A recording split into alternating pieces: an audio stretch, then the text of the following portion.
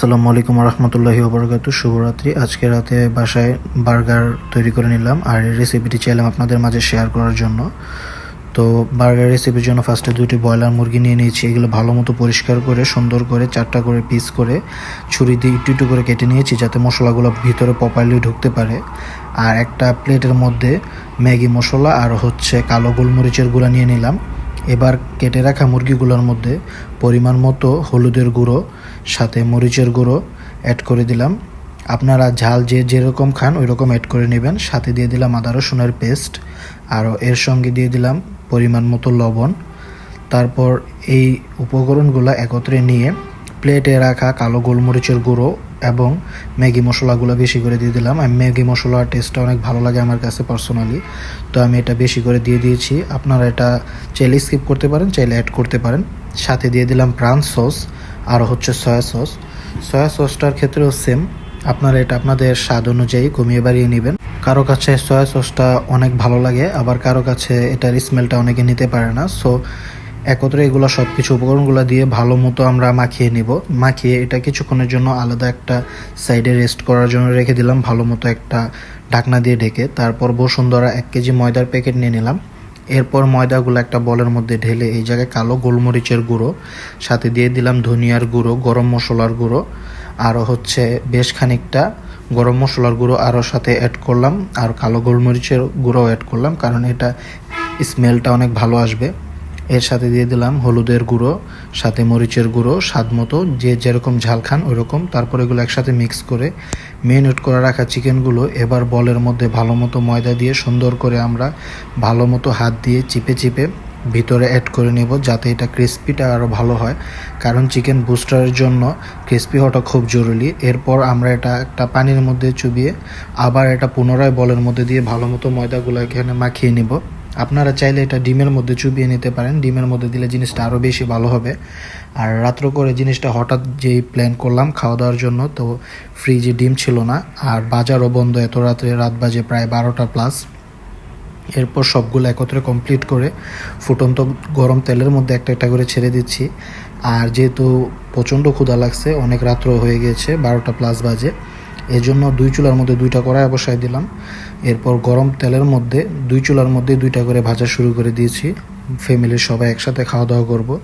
যখন দেখবেন এরকম একটা সুন্দর ব্রাউনি কালার চলে আসছে, তখন আস্তে আস্তে তেলগুলো আবার উপর দিয়ে ছাঁকনি দিয়ে দিবেন। এরপর ভালো মতো ফ্রাইগুলো ছেঁকে নেবেন, ছেঁকে একটা পাত্রের মধ্যে টিস্যু দিয়ে দিবেন। তাহলে মানে কি হবে, এক্সট্রা যে তেলটা আছে ওই তেলটা টিস্যুয়ে সুন্দর করে শোষণ করে নেবে, আর ফ্রাইগুলো খুবই ক্রিস্পি এবং মচমচে হবে। তো আমি প্রথম চুলা থেকে ওইটা উঠিয়ে নিয়েছি, এবার দ্বিতীয় চুলার পালা। তো দ্বিতীয় চুলার থেকে ওইটা বরাবর মতো উঠিয়ে নিলাম। দেখতেই পারতেছেন কালারটা কত সুন্দর আসছে আর খুবই ক্রিস্পি হয়েছে। তো কথা বলতে বলতে আমার চিকেন ফ্রাইগুলা বুস্টারগুলা রেডি হয়ে গেল। এরপর আরেকটা পাত্রের মধ্যে নতুন আলু আমরা সুন্দর করে কেটে নিলাম ফ্রেঞ্চ ফ্রাইয়ের জন্য।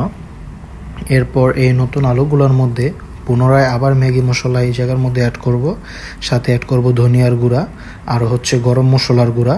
তো এবার অল্প অল্প করে প্রত্যেকটা জিনিস এই জায়গার মধ্যে অ্যাড করছি। দিচ্ছি প্রথমত মরিচের গুঁড়া, সাথে দিচ্ছি হলুদের গুঁড়া, আর এর সাথে দিয়ে দিচ্ছি ধনিয়ার গুঁড়া, গরম মশলার গুঁড়া, তারপর কালো গোলমরিচ, স্বাদ মতো লবণ এবং টেস্টি সল্ট। আপনারা চাইলে টেস্টি সল্টটা দিতে পারেন যারা এক্সট্রা সুস্বাদু লাভার আছেন তাদের জন্য এটা বলছি। বাট টেস্টি সল্টের বিষয়টা কি, এটা আমাদের শরীরের জন্য অনেক ক্ষতি করে, সো এটা কমিয়ে খাওয়ার ট্রাই করবেন আপনারা সকলে। এরপর ভালো মতো আলুগুলো সুন্দর মতো মাখিয়ে নেব একসাথে। এরপর আমার পুনরায় যেই এই চিকেন ফ্রাইগুলা ভাজার তেলগুলো ছিল, সেই তেলগুলোর মধ্যেই ফ্রেঞ্চ ফ্রাইগুলো ছেড়ে দিলাম আলুগুলা, কারণ ওই অনেক মশলার এর সাথে গ্রানটা খুব ভালো আসে। তো এই জন্য সুন্দর মতো আমি আস্তে আস্তে এই জায়গায় নেড়ে চেড়ে ভালো মতো ফ্রাই করে নিচ্ছি আলুগুলা যখন ব্রাউন কালার চলে আসবে, তখন একটা টিস্যু পেপারের মধ্যে, একটা বলের মধ্যে সুন্দরভাবে এভাবে উঠিয়ে নিব।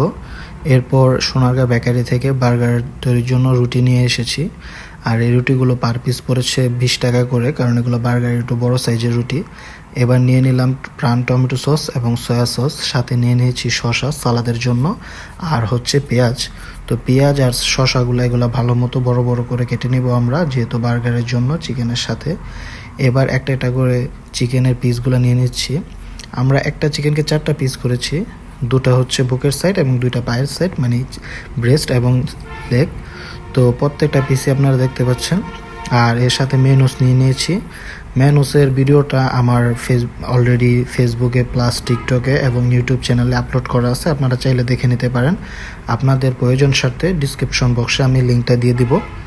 তো এরপর একে একে সুন্দর করে বার্গারগুলো তৈরি করে নিচ্ছি।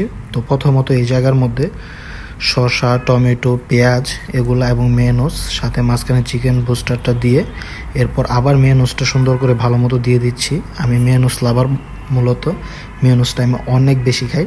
তো মেয়োনিজ সস পুনরায় আবার দিয়ে দিচ্ছি। এই তো শুকুর আলহামদুলিল্লাহ পরিবেশন শুরু করে দিলাম। আর আপনারা সকলে বাড়ির মধ্যে জিনিসটা ট্রাই করবেন, আশা করি ভালো লাগবে। মাঝে মাঝে রাত্রে এরকম খাওয়া দাওয়া করলে মনটাও ভালো লাগে, শরীরটাও ভালো লাগে। তো আজকের মতো এই পর্যন্তই। সকলে ভালো থাকবেন, সকলকে ভালো রাখার চেষ্টা করবেন, বিশেষ করে আমার জন্য দোয়া রাখবেন যাতে আমি আপনাদের মাঝে এরকম সুন্দর সুন্দর ভিডিও নিয়ে আসতে পারি।